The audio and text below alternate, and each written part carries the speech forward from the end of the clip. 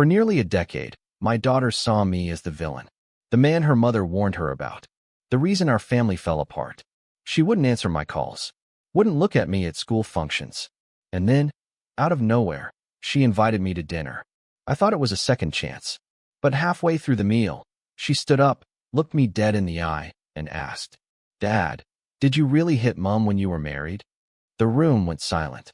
My ex-wife dropped her fork, and I knew, right then, that everything was about to change. Because for the first time, someone was finally ready to hear the truth. What happened next was rather unexpected. I will tell you everything. First, let me thank you for your continuous support. If you love stories like this one, support us by subscribing to this channel and comment where you are watching us from. It will be great to hear from you. Now let's jump into the details of what happened. I always thought the silence would be permanent. It had been 9 years since I'd last seen my daughter in person. Not counting the rushed handoffs in parking lots or the forced smiles during school events. Those don't count. Not really. I mean, really saw her. Looked her in the eye without lawyers standing between us, or her mother whispering poison into her ear.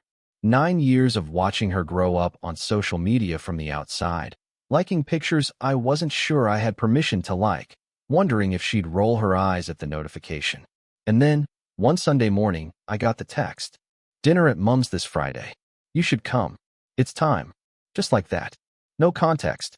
No "Hi, Dad," or "Hope you're well." Just "It's time." I stared at the screen for a solid minute before it registered.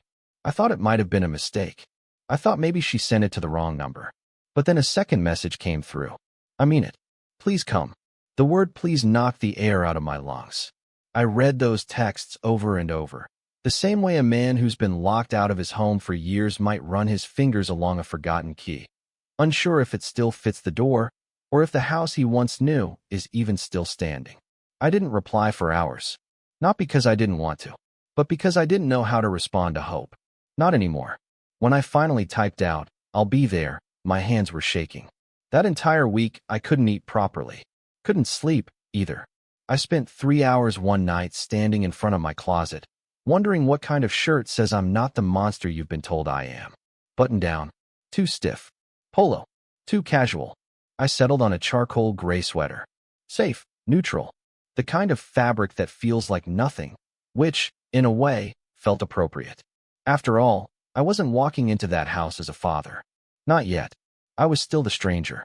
You never really prepare yourself to re-enter a family that you didn't leave so much as get erased from. You think about it, sure. You imagine it 1,000 different ways, each with its own soundtrack, its own dramatic tension. But when it finally happens, there's no music. Just the sound of your own heartbeat echoing louder than it should. I pulled up outside the house 5 minutes early and just sat there in the car. The porch light was already on. I could see shadows moving inside. Someone setting the table, someone laughing. And even though I'd never stepped foot in that particular house before, the whole thing felt like déjà vu, different walls, same ghosts. Then I saw her. My daughter. Now 21. She opened the front door like she'd been waiting. And smiled. It wasn't a big, dramatic smile. It wasn't the kind you see in movies where the prodigal father returns and the daughter runs into his arms. No, it was smaller than that. But it was real. A tight-lipped, hesitant smile that said, "I'm nervous too, but I'm glad you're here." I got out of the car and walked up the driveway, each step heavier than the last. My chest felt like it might cave in. She didn't move toward me. She just waited. And I respected that. "Hi," I said, once I reached the top of the steps. "Hey," she replied. "You look older." I laughed. It came out rough. "Well, it's been a while." "Yeah." A pause stretched between us, tense, fragile. Then she stepped aside. "Come in. Everyone's in the dining room." Everyone. The word hit me harder than I expected, because everyone meant her. My ex-wife. The woman who once swore in court that I was dangerous, unstable, violent. The woman who had managed to turn my own daughter against me for nearly a decade. I walked through the door like I was stepping into a courtroom again. Every nerve in my body was on high alert. The dining room was warm and cozy, filled with soft lighting and the scent of roasted chicken. Her husband, David, I remembered, was pouring wine into stemless glasses. 2 younger kids sat at the table, laughing about something I couldn't quite hear. and at the head of the table sat Marissa, my ex-wife. She looked up the moment I walked in and froze, just for a second. Her eyes flickered, like someone adjusting a mask. Then she stood and offered that same hostess smile she used to save for neighbors or church friends. "Hi, Tom. Glad you could make it. Thanks for the invite," I said, my voice even. David turned. "Hey, good to finally meet you. I've heard some things." He meant it as a joke, I think. But it landed with a thud. I offered a stiff handshake. Likewise. Dinner started off civil enough. My daughter, Emily, took charge of the conversation, asking about my job, cracking jokes with her half-siblings, even complimenting the food. David chimed in now and then, talking about his latest project at work. Marissa stayed mostly quiet, sipping her wine with deliberate grace. She didn't look at me much. When she did, it was brief, careful. For a moment, I let myself believe this could work. That maybe this was a new beginning. Maybe this dinner was her way of finally acknowledging that the past needed to be rewritten, honestly this time. Maybe I could earn my way back into Emily's life. I didn't need forgiveness, just the chance to be present. But as I raised my glass for a second sip of wine, Emily set down her fork. Her face changed. Serious. Intent. And then she stood. "Can I ask something?" she said, loud enough that every head turned. David paused mid-bite. Marissa looked up sharply. "Of course," I said carefully. Emily took a breath. Then, eyes locked on mine, she said, "Dad, did you really hit Mom when you were married?" The room went silent. A fork clattered to the floor. Marissa froze, her wine glass trembling slightly in her hand. And just like that, every illusion of normalcy shattered. Her question didn't just land, it detonated. You could feel the shock ripple through the air like static. I remember looking at Marissa just then, her face frozen in that split second between denial and damage control. She didn't speak, didn't even blink. Her fork had dropped, and she made no effort to pick it up. The younger kids, Ben and Sophie, I would later learn, looked to their mother, confused. David sat stiff as a plank, unsure if he was meant to referee or just disappear. And me? I stared at my daughter, not just stunned by what she asked, but by how she asked it. She wasn't accusing. Her voice wasn't sharp or dramatic. She asked like someone who had been carrying a question around for too long, heavy and burning, waiting for the right moment to finally set it down. There was no theater in her tone, just truth-seeking. I recognized it immediately because it was mine once. I didn't answer right away. I couldn't. My throat had gone dry, and my heart was pounding so hard I felt it in my ears. "Emily," Marissa finally said, her voice low and tight. "That's not an appropriate question for dinner." My daughter didn't even look at her. "I think it is. It's not fair to bring this up." "To who?" Emily turned toward her. "To you." David cleared his throat, trying to smooth the tension. "Maybe we should talk about this later." "When?" "No," I said, finally finding my voice. "She asked me something, and I owe her the truth." My hands were resting on the edge of the table, gripping tighter than I realized. I looked at Emily, straight on. My voice steadied as I spoke. "No, I didn't hit your mother." "There." I said it, and I watched the room change. I expected disbelief, accusations, another denial from Marissa, maybe even a tear or two to sway the room back in her favor. But that didn't happen. Emily's eyes didn't narrow. They softened. She just nodded, like she'd already known. "I didn't think so," she said. Those 3 words undid me more than anything else that night. Marissa leaned back in her chair slowly, her mouth set in a thin, furious line. "So what? Now you're going to act like none of it happened? That I made it all up?" David shifted beside her, confused. "Wait, what exactly are we talking about?" Emily folded her arms, her voice firmer now. "All the years she told me Dad was dangerous, that she had to protect us from him. I believed it. I hated him for it. I could barely breathe." Emily looked at me again. "I used to think you just didn't care, that you left us because you were too selfish to fight for us." I swallowed hard, pain rising like bile. But then I started asking questions. Quietly, I found some old messages. Talked to Aunt Clara. I even looked through the court filings. And none of it made sense. Marissa flinched at the mention of her sister. "You went behind my back too." "No, Mom. I went looking for the truth. Because for years, I've only had your version of things." Emily's voice was shaking now, but she kept going, and I needed to hear his. David looked from one woman to the other. Wait, are you saying the abuse stuff? She said he grabbed her once. Emily answered, during an argument. And that became her version of he hit me. Marissa snapped then. I told you he was volatile. You know how he used to shout, how angry he'd get.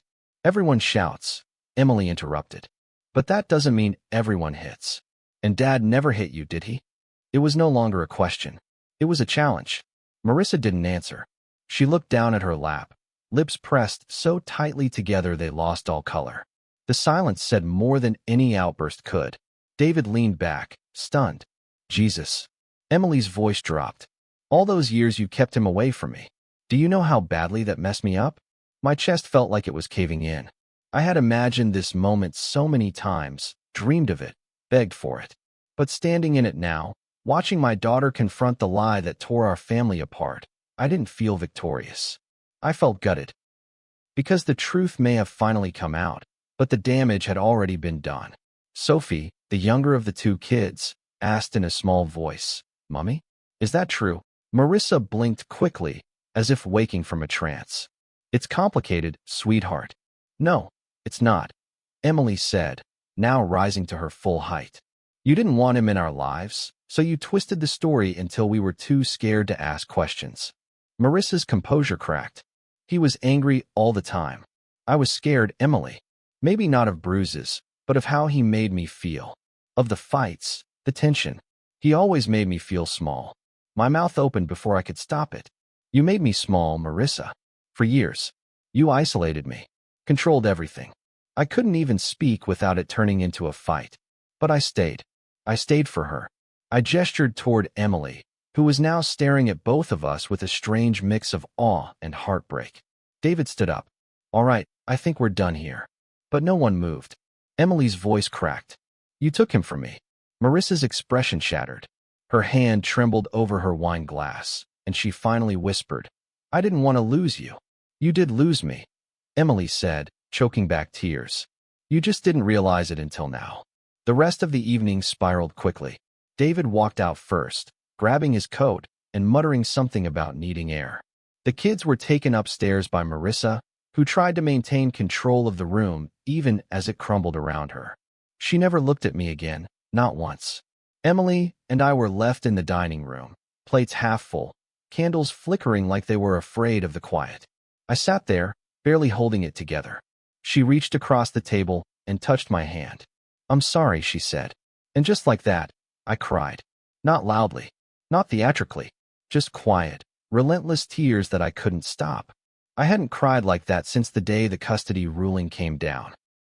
It was like every year of silence, every lie I swallowed, every missed birthday and ignored letter had gathered inside me, and now, with her hand on mine, they finally had permission to leave. I didn't know, she said softly. I should have asked sooner. I shook my head. No, sweetheart. You were a kid. You didn't know me anything. But I still believed her. You believed your mother. That's what children are supposed to do. She leaned back, her eyes glassy. Do you think we can fix this? I don't know, I admitted. But this? Tonight? It's a start. We didn't talk much after the rest of the house went quiet.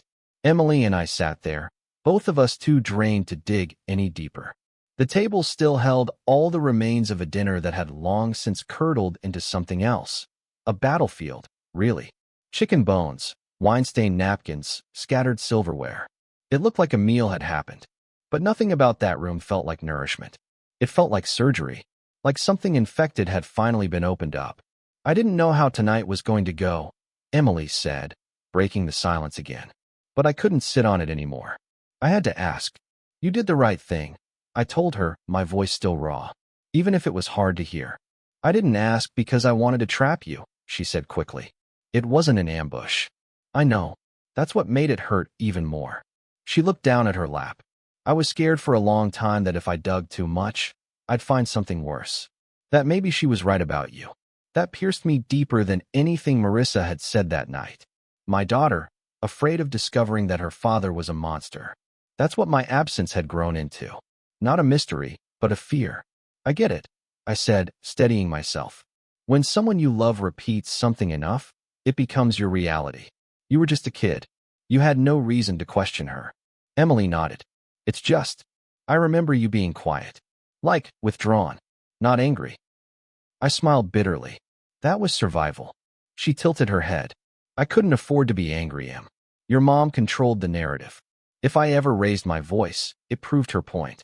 If I stood up for myself, I was aggressive. If I said nothing, I was cold. I was boxed in. So I learned to disappear. Even in my own home. She blinked fast, processing. And when I left, I continued. I thought the silence would protect you. I thought if I didn't fight her, she'd eventually stop making me the villain.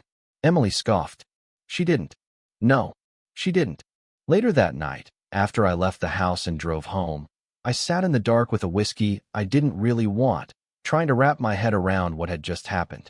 The silence of my apartment felt different now. Not peaceful. Hollow. Like I had finally touched something I'd been chasing in dreams, only to have it dissolve between my fingers. I wasn't angry. Not in the way people expect. I was grieving. For the years I missed.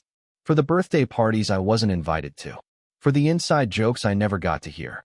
For the first heartbreak I didn't get to help her through. Those were mine. Ours. And they were stolen under the guise of protection. When I closed my eyes, I kept replaying her question. Did you really hit Mom? I could still hear the way her voice cracked on really. Like part of her was begging me to say no, but bracing herself in case I said yes. What kind of man does that to a child? What kind of woman convinces her own daughter to live in fear of her father for years? The answer was sitting across from me tonight. Still playing perfect host. Still adjusting her mask. But the cracks were showing now. And I knew, without a doubt, that Emily saw them too. The next morning, I got a call. It was David. I almost didn't answer. I was afraid it would be some half-hearted attempt at defending Marissa, or worse, a veiled warning to stay away. But when I picked up, his voice surprised me. Hey, Tom, can we talk? There was something in his tone I hadn't heard before. Uncertainty. Guilt. Sure, I said, wary. I just wanted to say I didn't know about any of it. Marissa always said you were unstable, that you had a temper. She made it sound like she was protecting Emily. I let the silence hang. He filled it. I believed her, he admitted. I mean, she's my wife. We're figuring things out now. My eyebrows rose. She told me you walked out last night. Yeah, he sighed. I couldn't sit there after that. Not after seeing her avoid the question like that. I asked her again later. Point blank. She couldn't answer. I leaned back in my chair. She never could. There was a pause. I think Emily needed to see it, he said quietly. The way her mom twisted things. She needed it to break in front of her, not just in her head. I agree. I'm sorry, David added. For assuming. For not questioning her sooner. I appreciated the call, but I wasn't ready to hand out forgiveness like candy. I'm not looking for apologies, I said. Just the truth.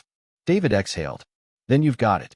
He hung up after that, and I stared at my phone for a long time. For a man who spent nearly a decade invisible, it was strange being seen again, even by someone who used to look past me. Emily and I met up for coffee the following week.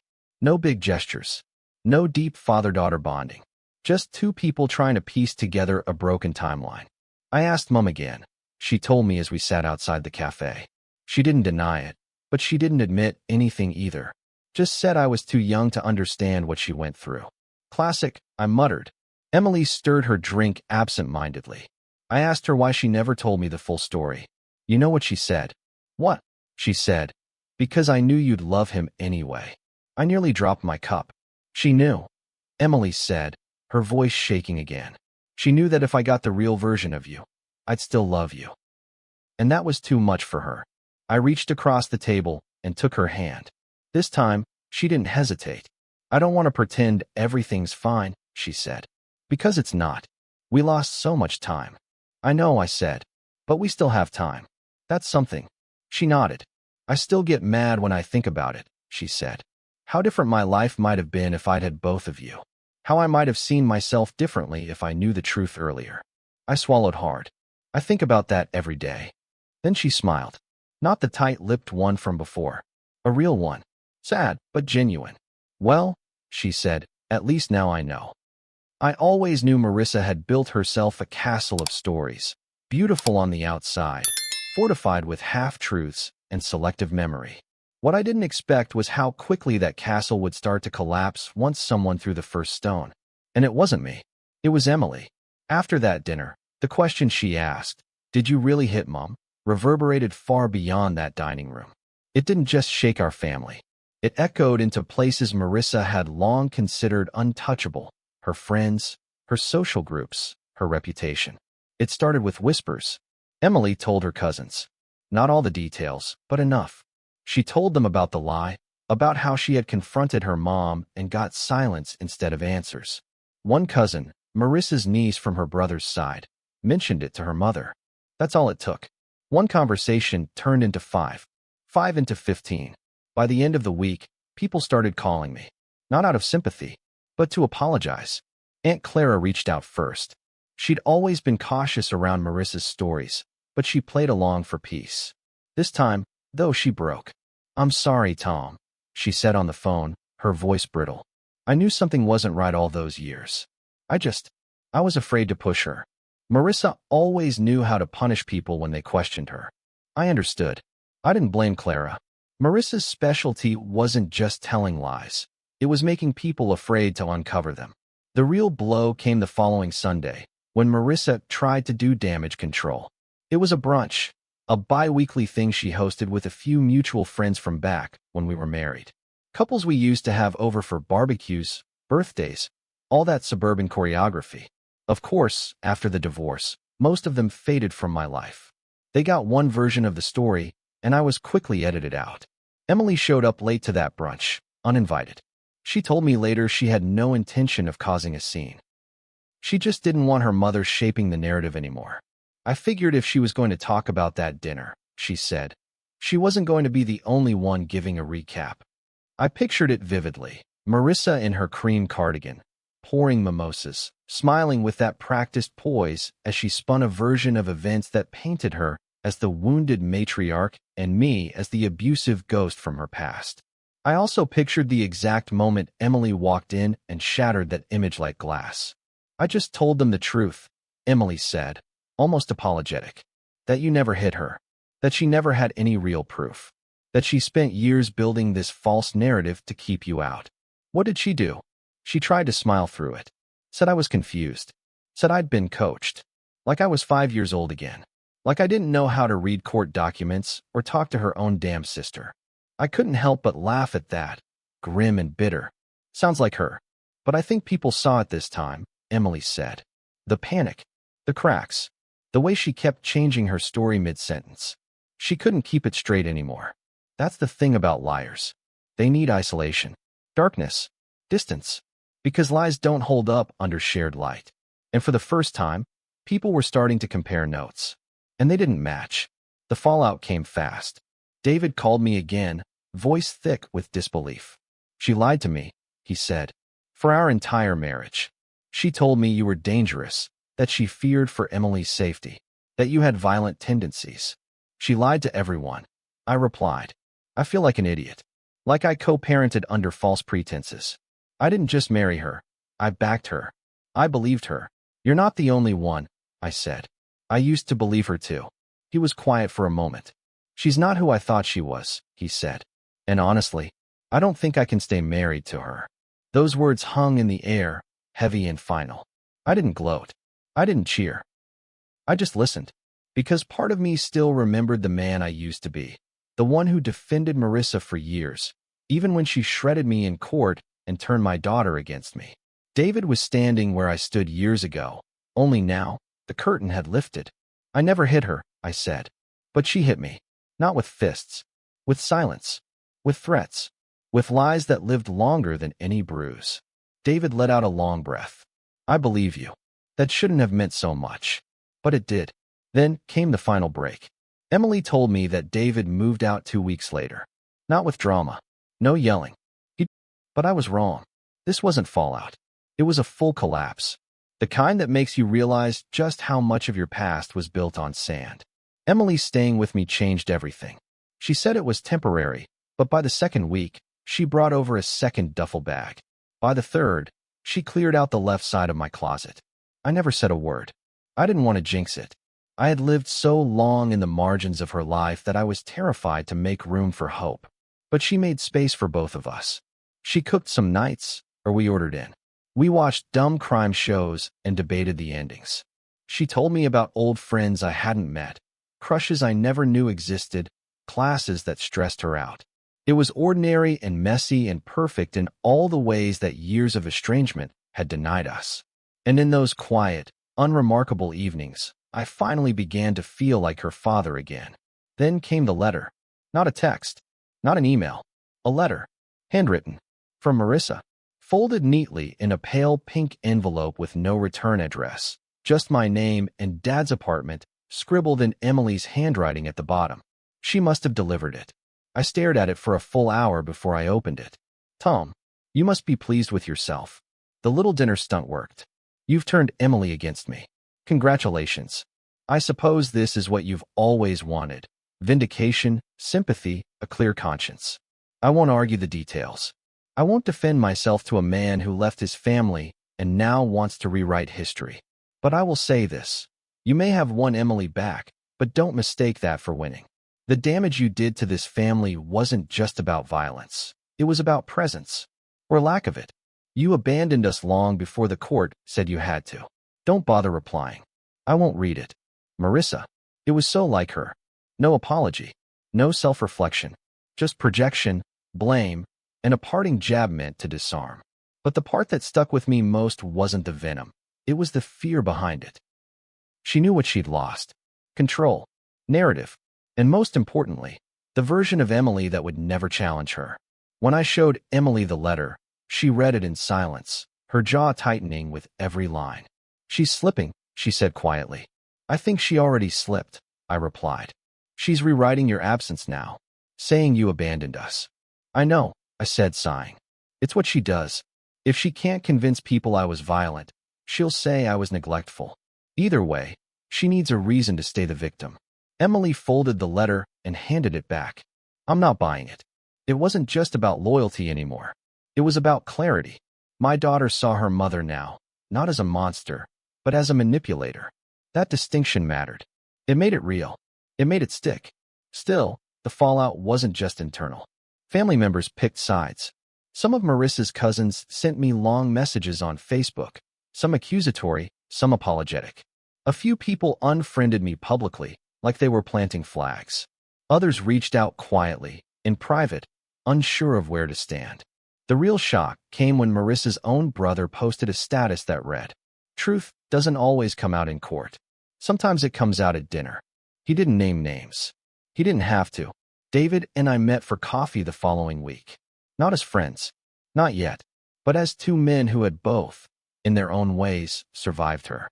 He looked older than I remembered. Eyes sunken, posture a little defeated. She still won't admit it, he said after we sat down. Won't say the words. Just keeps talking in circles. Says you emotionally hurt her, that you made her feel unsafe. Whatever that means.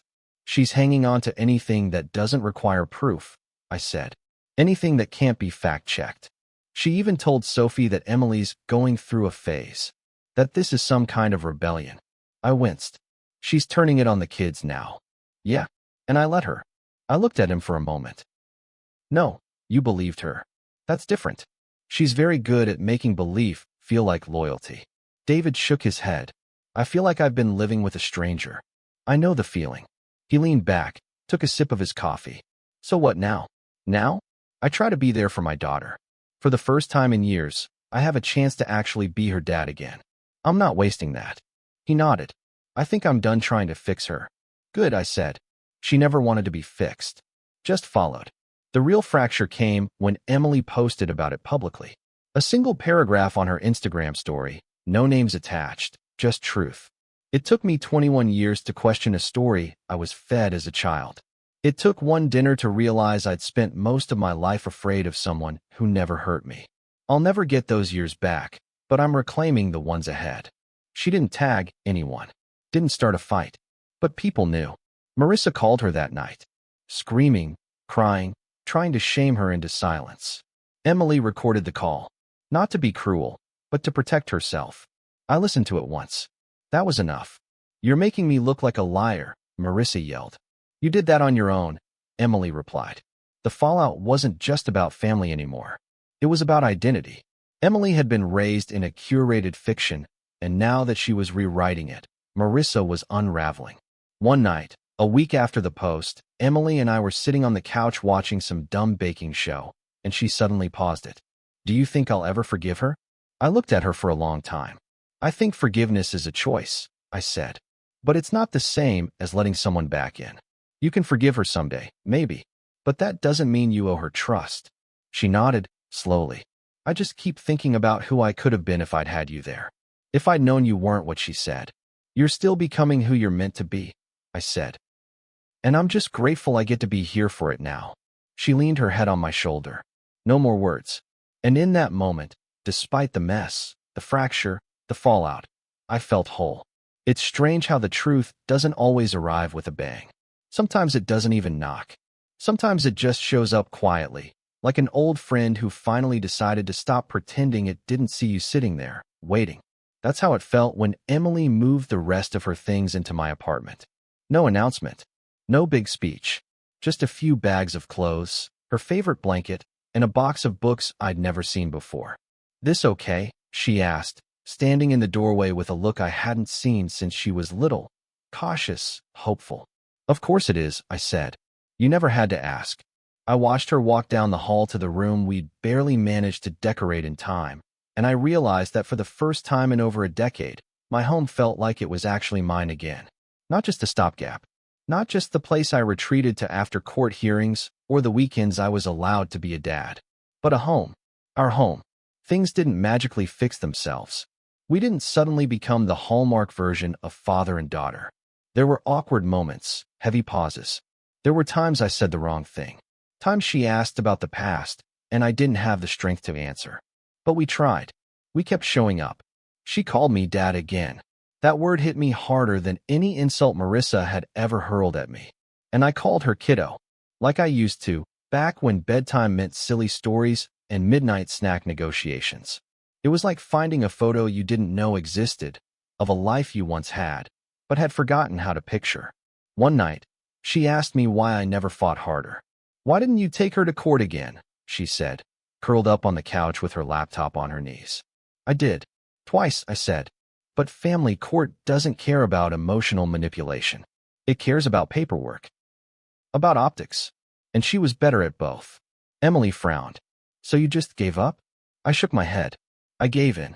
Not because I didn't love you, but because I didn't want you caught in the crossfire. Every time I pushed, she used you as a shield. I thought staying back would give you peace. I didn't know it would cost us everything. She didn't speak for a while.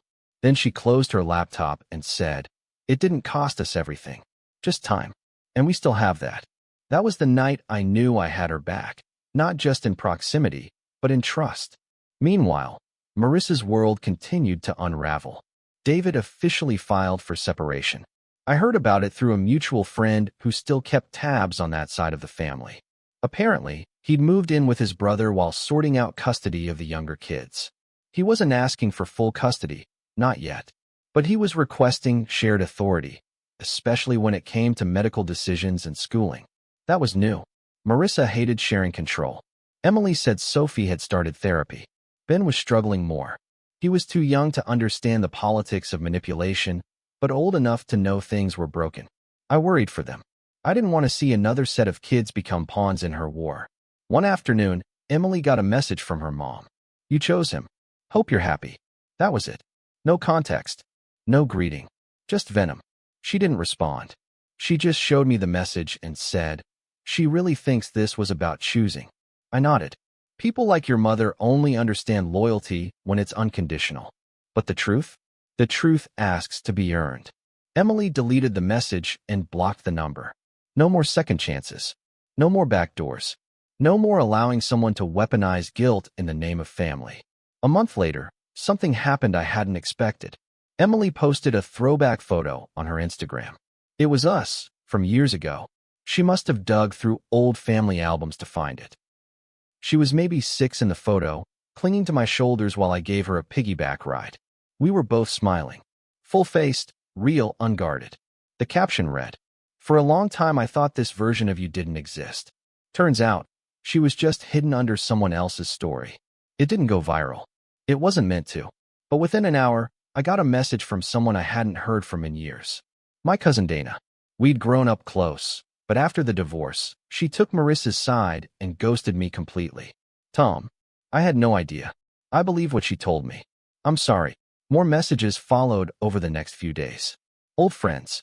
Former co-workers. Even a neighbor from our old block. Each message was like a crack in the wall that Marissa had built to keep me outside. And each one proved what I had always known. I didn't lose my daughter because I failed her. I lost her because someone else controlled the narrative. But the story wasn't hers to own forever. And now, the truth was spreading. The last time I heard from Marissa was through her lawyer. A formal letter requesting that I cease spreading defamatory narratives to mutual friends and family. A warning shot. A threat. I didn't respond. Because I didn't have to. The truth didn't need me to fight for it anymore. It was finally standing on its own. Now, when I wake up and hear Emily making coffee in the kitchen, I don't feel like a guest in her life. I feel like a father again.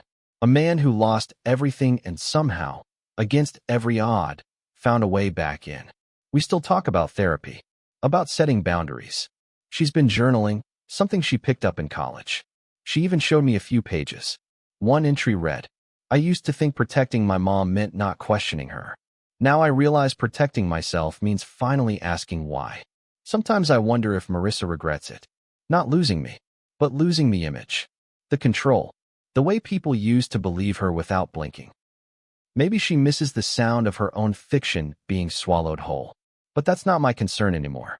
I'm not waiting for her to change. I'm not waiting for apologies. I'm just living, finally, with my daughter beside me, not behind a glass wall of lies. I lost nearly a decade to someone else's story. I spent years silenced, blamed, erased from the life of the person who mattered most to me. And yet, I stayed quiet. Not because I was guilty, but because I thought silence was safer than war. But the truth doesn't stay buried forever. Eventually, someone starts digging. And when that someone is your own daughter, there's no greater vindication, no deeper healing. I didn't reclaim my reputation. I reclaimed my relationship.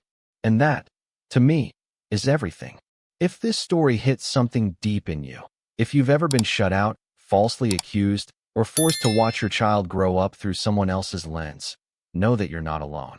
Drop a comment below and share your story, or just let us know you hear us. Your voice matters.